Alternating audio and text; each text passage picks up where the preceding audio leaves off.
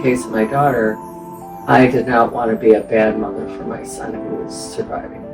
Because he lost his sister, he wasn't going to lose me. That's my job as a parent. I needed to be there for him. And I did everything in order to do that. And prayer was part of it. They asked about donation of her corneas because that was one of the viable pieces of her life that she could share. And I said to my husband, what do you think? And she was so expressive in her eyes. And I thought, what a wonderful way to remember her. So someone gets to see life through her eyes. And that gave me comfort. My husband even commented, he said, you've never lost your faith. People go through that period, and I really have not. And I don't know why. Maybe because I kept prayer in my life all the time. And that might have kept the graces coming so that I could forge through and be able to live a life of authenticity.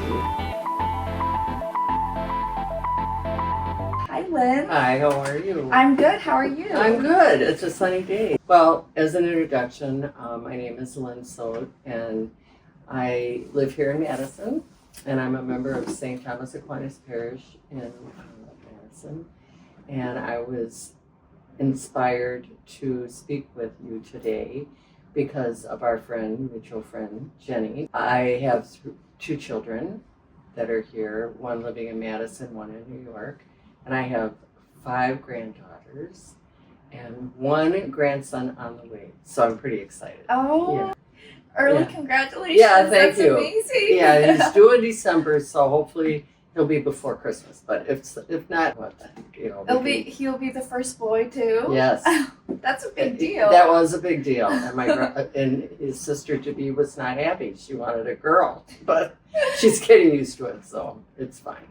And just a little background, I've retired for 15 years. I was working in Janesville as a speech and language pathologist, working with preschool, actually birth to 3, all the way up to 5th grade. And then I also worked with a group of teachers in the Early Reading First program, and that was when I retired after that. But my heart has always been with children. I just find them to be so intriguing. I wrote a poem once about them and saying that when I look into children's eyes, I see God. Mm-hmm. Especially those under 7, where they're just coming right from heaven, really. Yeah. In my poem, I said, and I hope he sees me through them. And that's where I'm motivated. I think that God works in our lives in so many ways, but we just don't always see it. He's telling us to see it, but we don't always do that. That's so beautiful. I can't wait to just get more into your story. Sure. And what God has inspired you. Sure. And how he's inspired you to come to this view of seeing everyone as children. Well, yeah, that's right. Because I don't know if you can really see a person's soul until you can picture them as a child. Yeah. Because that's when the innocence was. Mm-hmm.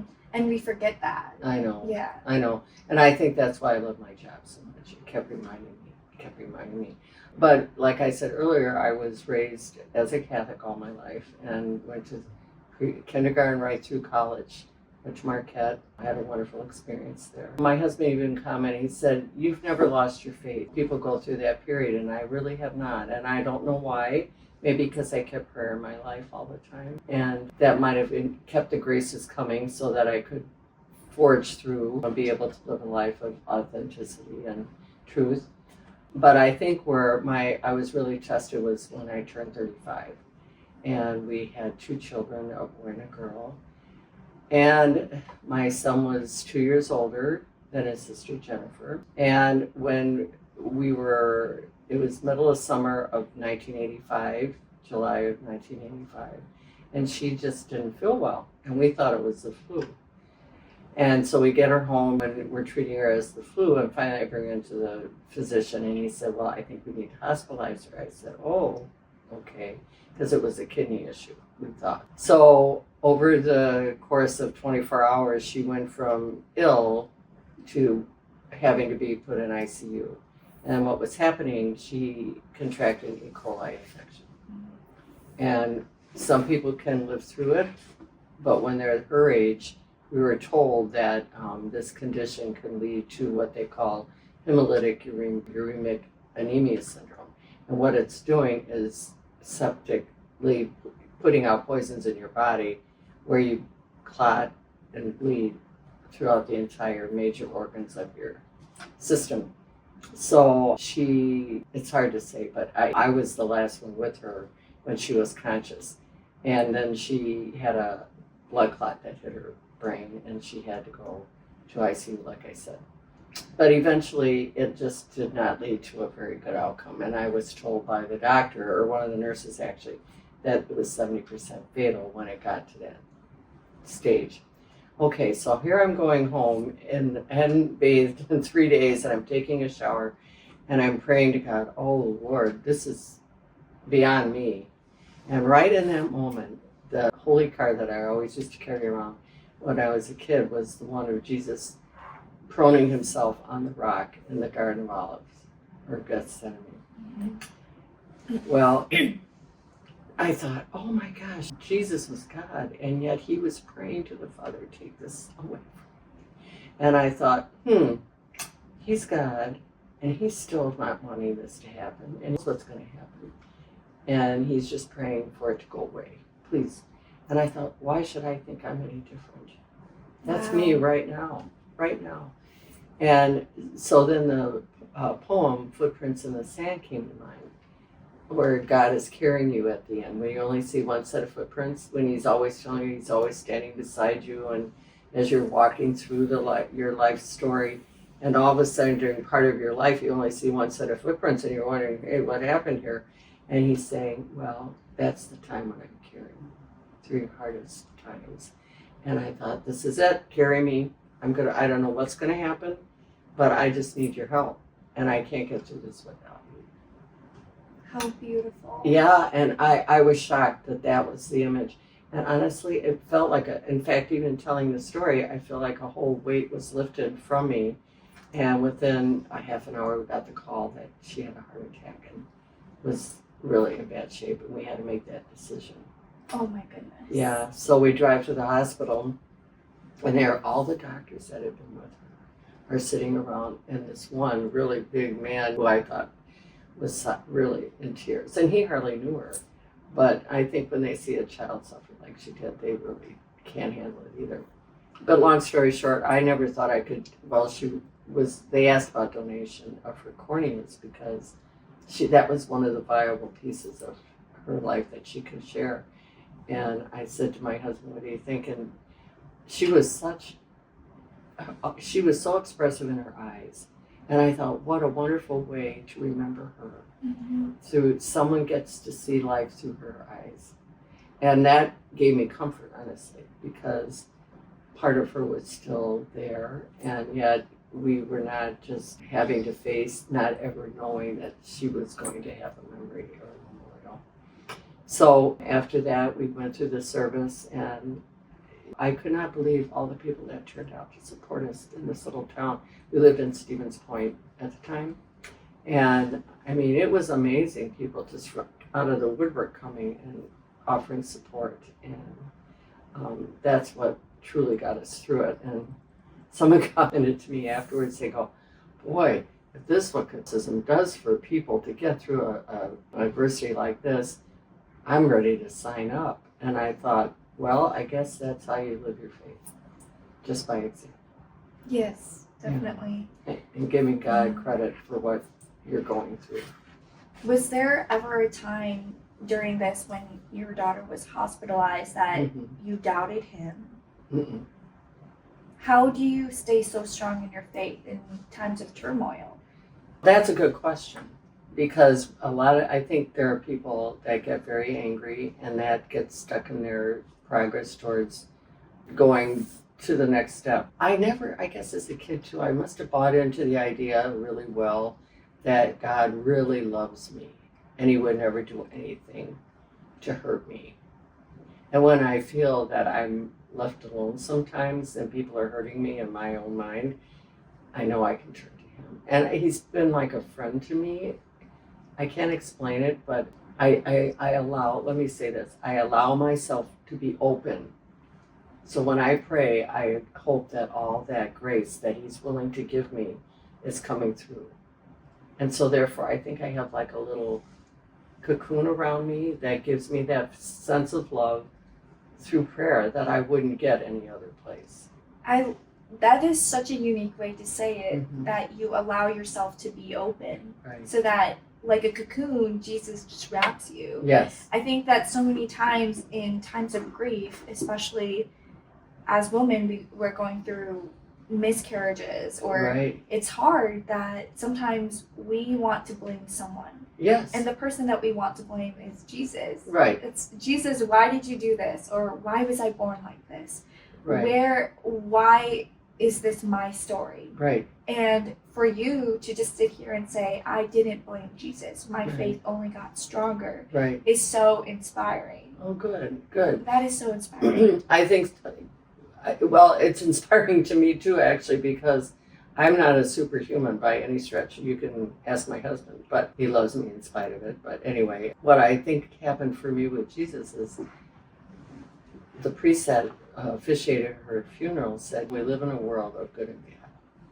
And he said, depending on where you are and what circumstances are, it's just the luck of the draw if you have good things happen to you or bad things. And it's no blame, it's just the condition that we're in. And I think that, to me, really set a tone of not blaming. Because if we're going to blame anybody, it should be Adam and Eve, because they're the ones that put us in this predicament. Exactly. But, right? And I'm not going to do that. It's ridiculous. But the one thing I did try to, I've always been the person, if I see something not good, is to find the good in it. Because there's always a good in it. And like, I remember I heard the quote one time, Jesus does answer your prayers. Sometimes he says no. And that's when I find the strength, okay, if he's saying no to this, what am I missing? Why am I seeing it as bad? Maybe I should figure out that it's going to push me to do something good. And in the case of my daughter, I did not want to be a bad mother for my son who was surviving. Because he lost his sister, he wasn't going to lose me. That's my job as a parent. I needed to be there for him. And I did everything in order to do that. And prayer was part of it. And that whole thing, I never lost sleep. I ate, I didn't lose weight. And a lot of people quit eating. I mean, they get very depressed. And I just did not want to do that. It was not a testimonial to her. She brought life and joy to my life. Why would I want to become a person that didn't share that with people?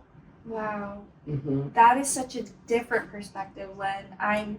Yeah, I don't know where it came from. God, I will give him Jesus, credit. for sure. Yeah, for you to just be able to see the good in the bad. Yeah. And oftentimes, again, we become victims sometimes. And sometimes it's not the fault of our own, it's just hard. Right. Life is hard. Right. And of course. it's when you're in the darkness, how do you just see the light?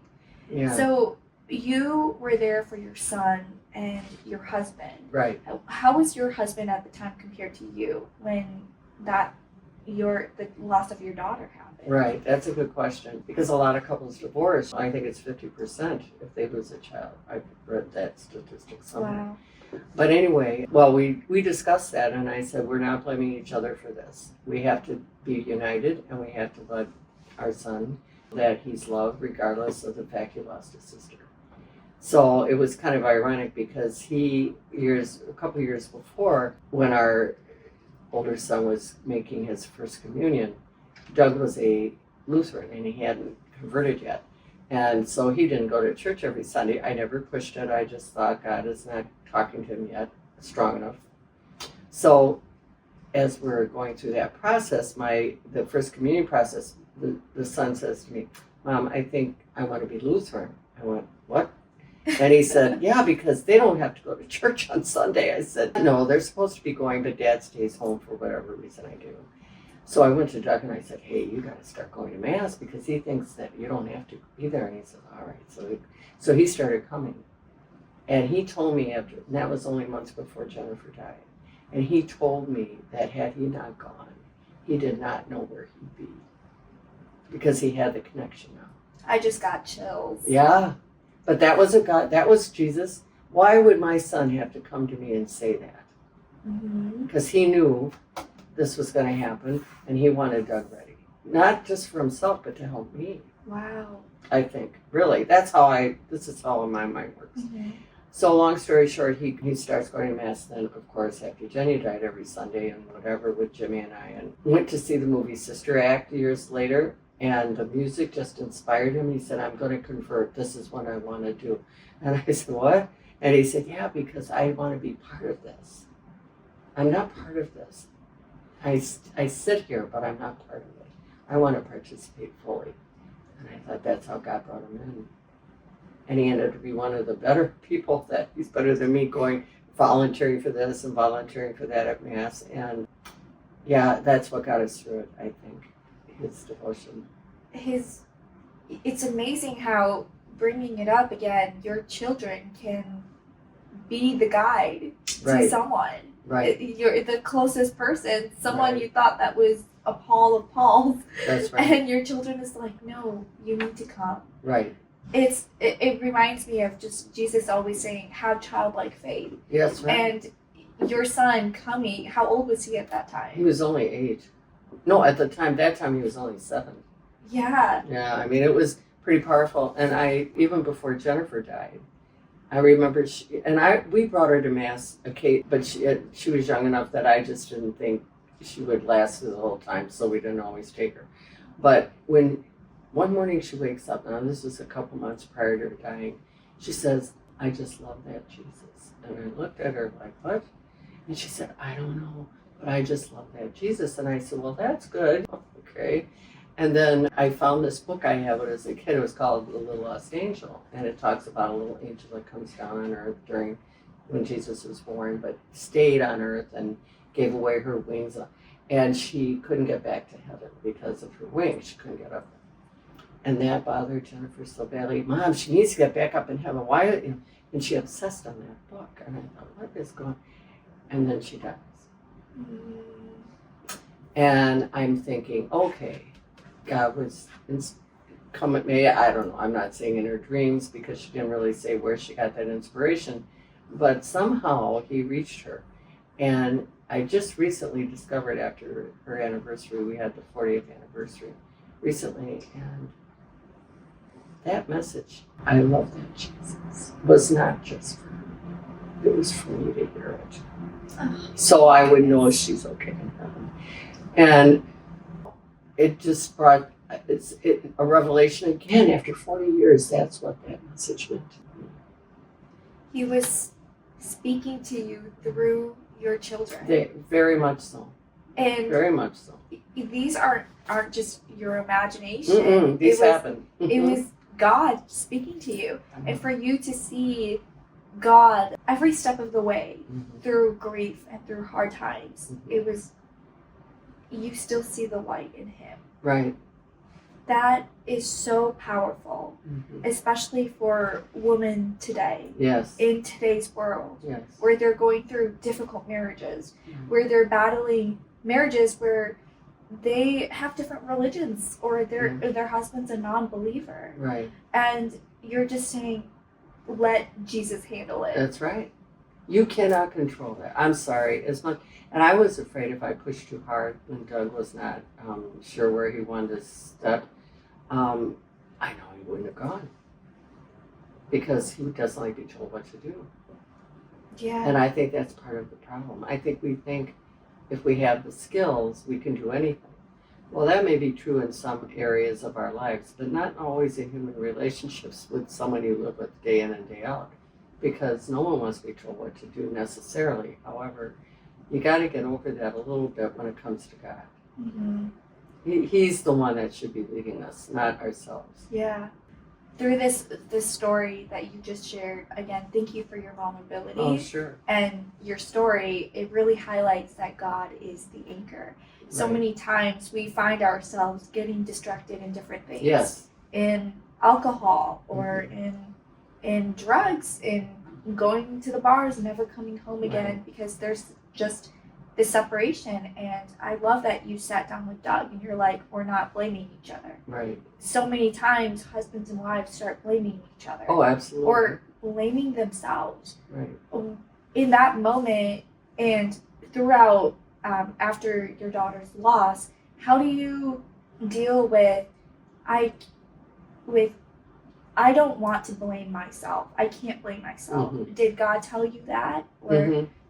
Well, I think in certain ways, yes, because what she contracted, we had no idea where the source was. So, like the doctor tried to explain that it could have been through touching a toy that had some E. coli bacteria on it, or it could have been a hamburger meat, because at that time they didn't know that ground beef could be a source of E. coli infection.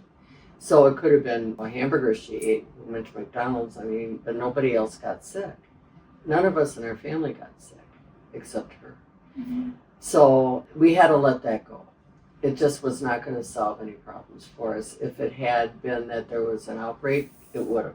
But right at the time, no. A friend asked me when we were standing in line at the funeral home, why you and Doug? I'm so sorry, And I said, and then all of a sudden I prayed to the Holy Spirit. Prior to that, I go to him quite a bit. And I thought to myself, well, why not me? No one guaranteed anybody that we wouldn't suffer this. You read in the paper, someone else suffered it, you feel badly, but you just think, well, that's not going to happen to me. Well, it did. Mm-hmm. You know? And so what am I going to do about it now? I can't bring her back. And if I live a life that doesn't show that God has an influence in my life, that's a waste, isn't it? He didn't give me all this for nothing. And maybe it's just to say, Lynn, maybe you're going to be, like I said, people want to know if this is what Catholicism helps you do, where do I sign up? I never expected that response. But the fact that I didn't blame God, I think, and used him as my source of strength and talked about it with people, maybe that was what my job was now.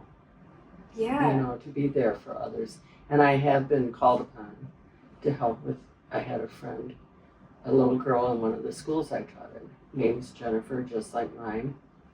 Same age, everything, had an infection and died of something very similar. And the mother was devastated. And I knew her because her child participated in our school program. And I spent almost 2 years meeting with her and just having coffee and lunch whenever she was really doubting God and all that. And as it turned out, she had a surrogate and they had twins. And now they're in college, and it's just or they graduated actually. But her husband wrote me a letter and said, had I not been able to have met with them, he doesn't know what would have happened to her. Wow. And I never thought having a cup of coffee and talking about my story would make that kind of impact. But I'm glad he shared that with me. It just encouraged me to keep doing that. Yes, of course, because just hearing you, it's like, no one really thinks that way. So oftentimes when we don't have someone that is spirit-filled, Mm-hmm. that when we don't want to fight for ourselves and Right. we lose our hope in God, Right. we need someone that is showing up saying, Right. God sent me to help you. Right. I trust in God that there is a better story, a better life Right. than this right now. Correct. And you were that for them Yeah. when they had no one to rely on. Right. Or have anybody experience what they are feeling. I mean, the grief that you feel is so earth-shattering, and it takes your breath away, really. And if you don't know of someone can say, well, I'm sorry, I know how you feel. Well, no, they really don't if they hadn't gone through it. So the fact that I could tell them, yeah, I have gone through it. And if you have a faith-based idea on how you want to get through this, I can be there to help support that. Mm-hmm. And I think that really did help this particular couple. And just getting up and getting back to meeting Jennifer, and I'm in this Walking with Purpose class. And she helped me just be able to tell my story, share my story. And 2 of the women in the group said, I'm so glad you talked about your daughter. And I said, well, what was that? Because 2 of them had lost children. Wow. And they didn't know how they were going to talk about it. And one especially has really 11 years later struggled. Mm-hmm. And well, they both, and I understand that, because if you feel that you could have done something or you're to blame or whatever, that doesn't allow you to move forward. And you need to do Yeah, that. I was having this conversation with God the other day, but a lot of times as parents, we can take the burden, and to see our children in pain, it's just like, I would rather take your pain so Right. you're free from Oh, it. absolutely. And it's just, I see God, and all of us are his children. Right. And the pain that we are going through, Right. it's just like, wow, I can't imagine God being in this position. I can't imagine when Right. Jesus came in this earth to say, I will carry all your burdens, literally. And it's just the strength that God has to be able to carry all of us in our pain and our griefs. Exactly. And we are so little compared to him, but it is good because by being little, he builds us up to help Yes. others. Well, he knows, and having been a human, he gets it. Yes. I mean, and that's the thing I always rely on when I talk to him, that I'm talking to a friend, someone that really understands the human condition. I have to say that watching the series The Chosen Yes. has really given me, I mean, like I tell my friends, I said, it's better than any film I ever saw about Jesus. I mean, I really feel that he talks through that program. And if people need a little injection of support for their religious belief, watch the show. Oh, I mean, definitely. really, Jonathan Rumi does an amazing he's job. wonderful. And I love The Chosen because it's actually what also brought me closer to Jesus. Is that right? Yeah, Okay. it shows Jesus's humanity. Yes. He laughs. And Yes. he does get frustrated. Yes. And I was like, wow, Jesus was a person. Well, and I think that, if nothing else, if that show can allow you to see him in that light, Jesus in that light, it definitely will have an impact on your prayer life. I guarantee. Because you're not just praying to some theory or intellectualized idea of spirituality, but a real person. And I think a lot of us need that pragmatic connection. Otherwise, we just kind of go through the motions of it and not really put ourselves in it. You know what I mean? Mm-hmm. So after your daughter passed away, Mm-hmm. how did you look at life and death then? Did it change your perspective? Yeah, that's a good question. I looked at life as like, don't waste it, for one. And I knew I used her death as a barometer of anything else I had to face.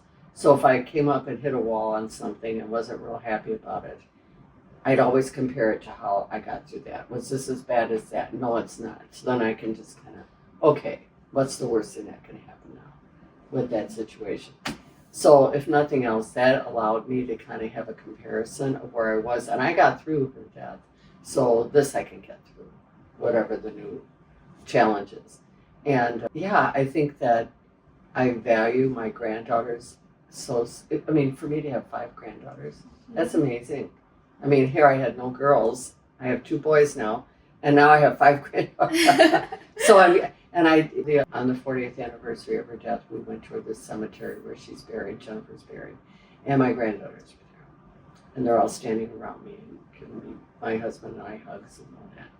And it dawned on me that through them, I'm living through the parts of Jenny's life that I missed out on. So I went up to them and I thanked them for allowing me to be so integrated into their lives right now, so that I could just kind of benefit a little bit of what it would have been like had she survived. And because that was the loss I was seeing over and over again as my son got older and I saw the process of college and all that. I always had that ache in my heart because I couldn't see her go through that or have her grandchildren come and see me. And I do miss that connection with girls, and maybe this is why I had so many granddaughters. But also, when your sons get married, they create their own families and with their wives, and the mom is not exactly in the same role as she was prior to that. And so I had a hard time at times dealing with that because I have wonderful daughter-in-laws, don't get me wrong, but where do I fit in? And that's another story we could talk about, but I just had to give it to God, you need to carry me through this because I don't want to alienate my sons nor my daughter-in-laws. How do I do that? And so far, so good. So no complaints. But no, it's interesting. You think that after all those years it would become less, but I'm finding that as I get older, it becomes even more apparent that someday I will see her. And I've got more years behind me than I do in front of me. So knowing that that may be sooner than later is kind of, it helps me, I think, realize that heaven is real and that this is something that all of us are going to face someday or another. Your story reminded me of when Job and his family got stripped away. Yeah. And at the end, God just blessed him 10 times more. Right. And even though your daughter is gone, Right. you were blessed with 5 beautiful granddaughters. Yes. And in fact, one story that my son told me, or no, my daughter-in-law told me, when she met Jimmy, my older son, and she said, I thought Jennifer was still alive because the way he talked about her was like she was still here. And then she comes and finds out, no, that she had passed away. But she said, I'm so amazed at all the pictures you I mean, we don't keep a lot out, but we do have certain pictures that we'll do. And I made a Christmas ornament with a star that we put at the top of our Christmas tree. And that's it. But we always know she's there some way, in shape or form. And I think that's comforting. I think the granddaughters talk about her. They know my Aunt Jennifer. They don't. But what's kind of interesting is the son that we had after Jenny died never knew her. But he talks about her and he shares it with his daughter and the story about Jennifer. And I think that's important. A lot of people want to just shove it away and not be thinking of it. But it can be comforting if you allow it to be part of the process. Yes, so many times, sometimes we don't know how to handle death, that, like you said, we want to shove it away. Yeah. We don't want that to be a part of our story because it makes us feel like failures. Right. But here, your entire family is embracing her death. She is still so alive in you guys because she was alive. Right. And it's so good to have God and know that there is a life after this. Correct. It's with God. Right. And so many times, a lot of people who don't have faith, it's just like, this is the end of her story. Exactly. But for you guys, she's still alive because she's alive with Christ. Absolutely. We celebrate Jesus. We honor Mary. Why shouldn't we honor? Right. And I'm so glad that All Souls Day is coming up. I know. It makes me so, like, to have so much pride to be a Catholic, because we emphasize the loss. That's right. And we also emphasize saints. That's right. It's amazing to be Catholic. It is. Well, and speaking of saints, I think a lot of my inspiration as a kid came from those stories, because being in a Catholic school at the time, we didn't have a lot of, in our library, it wasn't, let's say, filled with a lot of books. So most of them were of saints, the biographies of saints. So that's what I read as a little girl. And I thought, wow, if they're saints and their lives are kind of ordinary like mine, maybe I can live a saintly life like them. So that inspired me, even as a kid, to keep doing the right thing, because I just wanted to be part of that. I didn't want to be part of the alternative. And it's helped me through the years, because I still bring back information from such a long time ago. And maybe that's what helped me too, get through a lot of it. When you were talking about being inspired by your kids, there was a time when my older son, right after Jenny died, was sitting with us, and we were going on a little trip away to get out of the situation for a couple of weeks. And he turns to Doug and I, and he goes, "You two have to have another baby." Now he's 8. I went, "What?" Okay. And we had talked about it, my husband and I, but I was older, and I thought, oh. And I turned to Doug and I said, "That's it." And that's how we had our son John. Wow. But there again, I'm getting back to what you had said about out of mouths of children. Yeah. Comes the story, I think. And sometimes maybe it was Jesus just whispering in his ear and I saying, think so. go tell your parents. Well, I asked him, I said at that time, because I was a little surprised he'd even be thinking that. And he goes, I said, Jim, why would you want to have Dad and I have another baby? Because when you die, I don't want to be alone. Oh, Yeah, at 8. 8 years old. Now that is not coming out of a normal 8-year-old. No. Mhm. Your story, I can just feel I know. how God is just working in your life. He is. He is. And it's, if you don't believe in it, you miss him. That's right. And you're just like, this is God. That's right. How did you transfer such of your conviction to your husband and to your children? That's a good question, because I lead by example. If I talk the talk but don't walk it, then why would they believe it? So for my husband, it works well. For my children, not so much, because I think like all people in their millennials and a little bit older, they're just doubting everything. Cynicism seems to be a strong word, but I see that, well, it'll pass. Or they try to find, I think in the Catholic Church, unfortunately, with the pedophilia crises, that really turned a lot of young people off, I think, to the Catholic Church. But like I would tell the boys, I said, you can't throw the baby out with the bathwater. Jesus didn't do this. Men that didn't know better did it, and who knew better and chose to do it. How we handled it, not so good as a church. But now we're handling it. So don't use that as your excuse for walking away. But they're struggling. I think that they feel it. I think part of it personally is that too many of us think that we know better and that we can choose.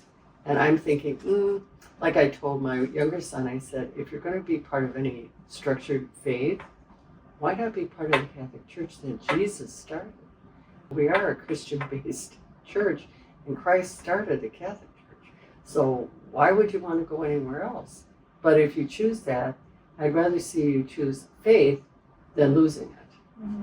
So that's it. But what they forget is when they have children, they were raised with a foundation to make those decisions. If you don't give your children a foundation, how can they make those decisions when they get older? Right. And what are they basing their decisions on? I don't know. How do you teach right from wrong? What you said about remembering that everyone is little children and how they would look in the eyes of Jesus. I was praying at church yesterday and I was just like, God, why is it so hard for me to just sometimes feel like, just be a good wife sometimes. My husband riles me up. And what God showed me was a little image of my husband when he was 5. Yes, because we've seen photos and God said, would you say when in anger the things that you said to your husband? If you were 5. Yes. And I was like, no. And then God showed me a photo of myself when I was 5. And he's like, this is how I see you. This is why I continue to forgive you, because you don't know any better. And you have to continue to see your husband in this light. Right. And for so long, I thought Jesus was like, Jesus also told me, speak to your husband like how you would speak to me. Right. But then it's hard to see kind of this adult man and then Jesus. But then when he put that image of a little boy in my heart, I was like, wow. Because if you have children and they look like him, that's yes. Yeah, exactly. And to me, it's like, this is in my life. Right. This is the only person that would say this to me. Remind yourself that this is who he is. Right. And he softens my heart so much. Jesus does. Right. That changes how not only do I look at my husband, but everyone around me. Right. It's this little person, and I'm like, wow, I'm starting to see people in Jesus' eyes. Well, there you go. See, it's very similar to what I talked about. The other thing, too, I found when I would get to that point with my husband is I would think back on the day that I knew that he was the person for me. Yeah. And I would say, but I do go back to him, and I tell him what I did. In other words, if I'm feeling this way, and I have to do this, picture you as a 5-year-old or picture you as whatever age that was it, then what is missing? What happened between then and now? These are the triggers that set me off.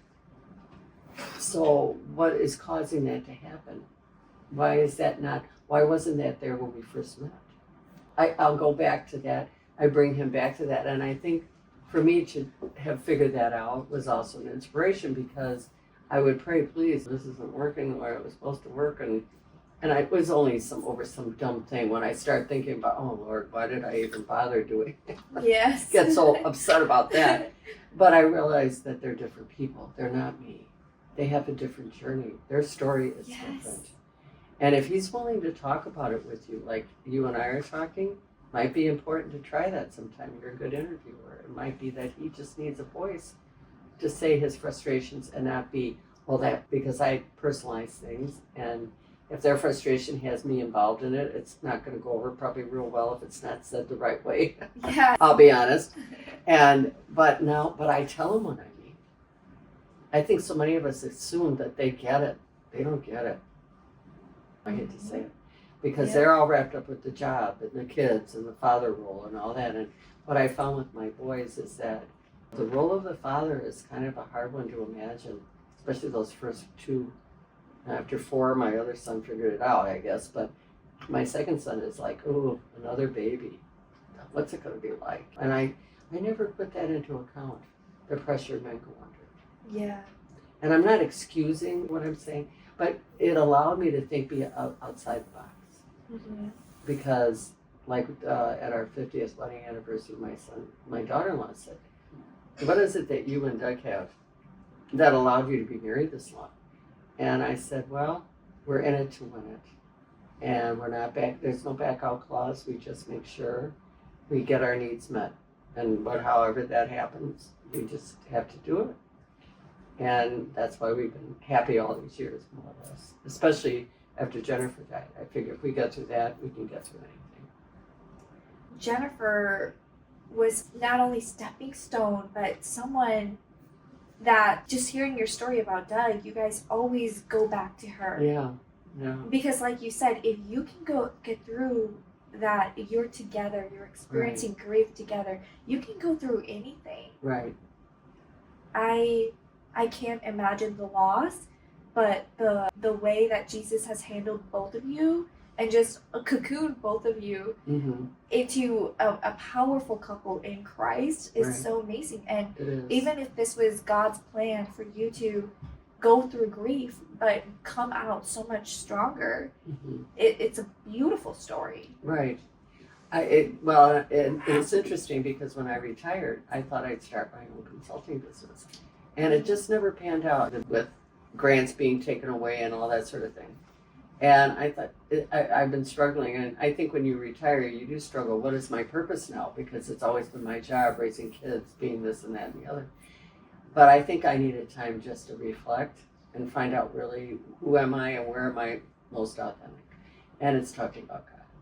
Yes, that's amazing. So here I am. So God is just calling you to... This is it, maybe. If I had been distracted by a successful consulting business, whatever, he may not have had room.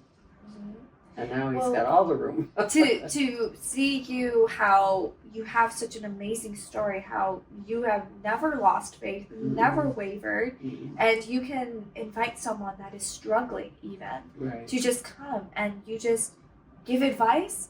I'm sure that is so much helpful too. That could be an episode of its own where listeners may be in the same seat as someone you're interviewing. Right. And they get to hear you. And it's like, wow, it feels like Lynn is speaking directly to me.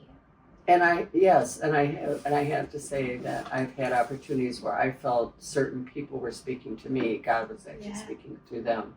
And I think the show, The Chosen, when he looks in the camera and just looks at you and says the Gospels that you hear every day, but it's coming out of him as if he's just talking to you, it makes such a difference. I mean, it makes a difference. And I hope that people see me in that light to a degree. Obviously, I'm not Jesus, but that he is there and not to be afraid. What would you say to women, if you could directly say it to them, who have gone through loss of a child? Okay. Well, first of all, I'd like to address the women that have miscarried, because I think too often we just put that aside as just not being any big deal. And really, it is a big deal to the person that lost that baby, because they lose their future. They're grieving what they could have had. And just like I did, even though I had more time with my daughter, they had time carrying that child. And as we know, carrying a child is pretty intimate. You can't experience anything like that in any other way. But I would say, do not feel that you'll never see them again. You will see them again. And the way I had to, I guess, accept it was to imagine God embracing her and showing her the reward of a wonderful life that she had, as young as it was, but that she's on a very happy camp out. When you send your kids to camp and you're worried about what are they going to do, but they come back joyful and they've had real good experience, that's where I think she's at. She's at heaven at camp. And that eventually I'll get there to pick her up. That is such a beautiful image. Yes. And I know she's surrounded by the things she loved. And I saw the movie The Shack. I don't know if you've ever read that book. It's a wonderful book. I was very inspired by it because there is a little girl that dies in it. And then they show in the movie her in heaven. And when they showed the little girl that represented his daughter, she looked a lot like my daughter, and I'm watching this and I'm like, oh, that's where she's at. Isn't that great? And so that inspired me just to relax and know that she's okay. And that other people, and hopefully other people can conjure that up in their minds, because thinking of a void and not having anything and all that will just drive you insane, I think. Yeah. I don't think you can move forward if you don't think that they're okay. How do you keep the memory of her alive in your family? You said your daughter-in-law came and she was surprised, and so how can listeners keep the memory of their lost ones alive too? Well, I think it depends on the people. For me, I'm not afraid to speak my truth. So if I'm thinking of her, like at Christmas time or the holidays, her birthday, we always do a little celebration on her birthday. In fact, my sister was pregnant the year after Jenny died, and her due date was August 12th. Well, she had the baby on my daughter's birthday, August 20th. Wow. And she called me, she goes, oh, I'm so sorry. This is going to make you so sad. I said, no. I said, this is great to think now I can celebrate something on this day rather than be sad is a great event for me. So just those little things. But in a way, she was not a saint. She had her moments. I try to keep it real. And with the little mementos that once in a while, I kept a lot of her things. And then just pulled, when we had to move, I donated. I did keep a few for my son because he really needed that. Mm-hmm. But yeah, we just speak about her as if she's right there. And like every time I kind of joke about it when I'm trying to find a parking space. I'm always sending a prayer. Come on, Jennifer, help me find it. And usually I find one. I think what it does, it calms me down. Thinking of her puts me in a happy place. So if I'm stressed out or I'm feeling like I can't do this anymore, I think of her. Yeah. And then I just move on.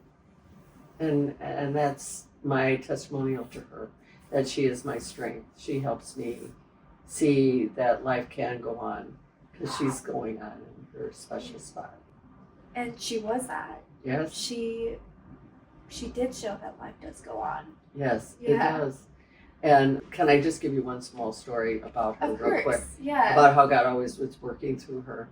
She was in kindergarten, and I remember I was supposed to go back to work. And I wanted to, even though she was in kindergarten, my husband said, Lynn, you didn't do it when she was in kindergarten, or Jimmy's in kindergarten, just wait till they're out. Okay, long story short, I got to be PTA president by default, and I'm walking in during the school in the back door. Normally I would go in the front door, and I heard this little girl crying in the bathroom. And I realized it was my daughter.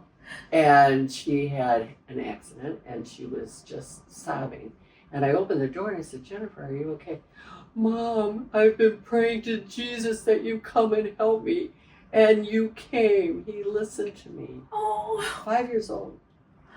So I was meant to be there. If nothing else, I gave up that job to help her at that moment. So anyway, here she dies. 3 weeks later, I get a phone call. The job I wanted a year before that, they're calling me to take that job. So then I take the job, and I'm at the university in Stevens Point, and I'm with my boss, and he had just lost his son to a drug overdose. So as we're sitting there, I'm looking, and there's this calendar that flips the dates with blocks. And this was in October. I look over there, and I said to Dennis, Dennis, why didn't you change that calendar date? And he looks at it. He said, I've been busy. It was the day my daughter died, July 25th. Sitting right behind. I just couldn't quit looking at it. And I thought, I'm supposed to be here. Oh my goodness. Mm-hmm.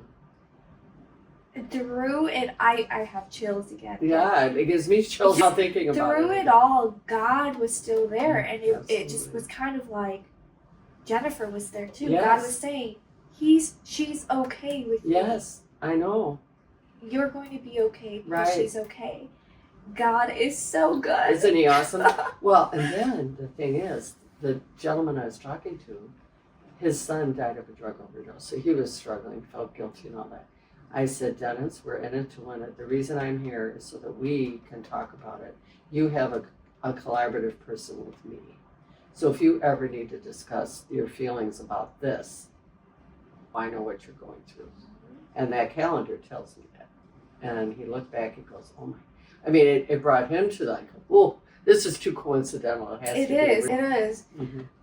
It's if you don't believe in God, you miss the signs that he's there. Yes. You miss the signs when he's speaking to Yes. you. Imagine if you didn't believe and you just kept seeing this and you missed them. Right, I know. That's the comfort. See, that's why I could move forward and have the baby. And even though they're telling me it's a geriatric pregnancy and everything else, I just didn't have any fear. There was no fear. I just knew I was doing the right thing. God is with you. Yeah, he Through is. and through. Yeah, he was. At the end of the day, he's our anchor and he has shown this. Yes. Through your hard times. Mm-hmm. And again, I'll say it again, it's so inspiring that you never blamed him for this. Mm-mm. It's a shock to me too, because I think the people that haven't accepted it as well maybe don't open up to God as much as I have. Mm-hmm. And it's so important to open up, to know what he's saying in times of grief, right? In times of hardships, right? And instead of asking ourselves, why God, why did this happen, we have to say, where do you want to lead me? Right. And you have been an example of, God, you shepherd me, right. and I will listen.